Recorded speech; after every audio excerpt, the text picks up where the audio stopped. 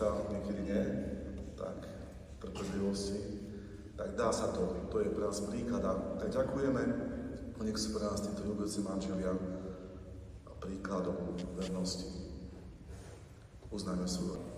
Pred oltárom nášho Pána Ježiša Krista ste si slúbili i prisláhli vernosť a lásku váš do smrti.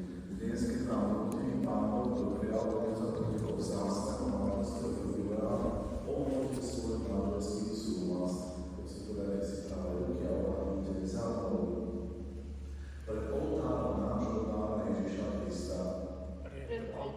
nášho Pána Ježiša Krista obnovujeme svoj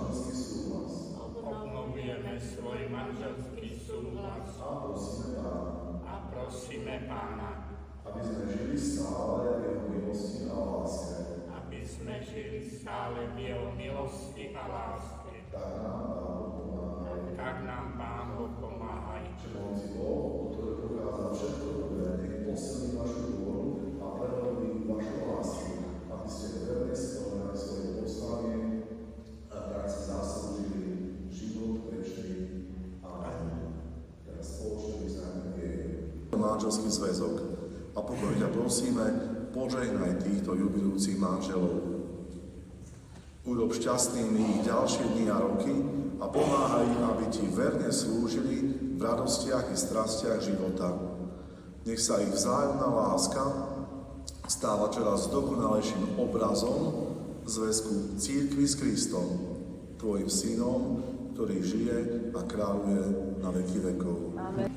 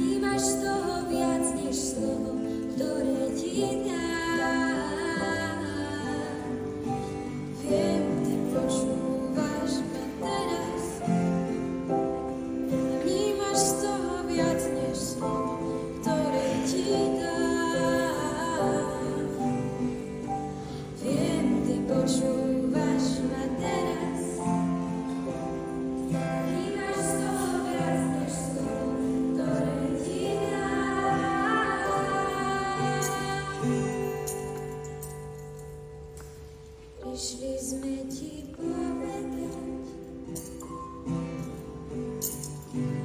viac než vieme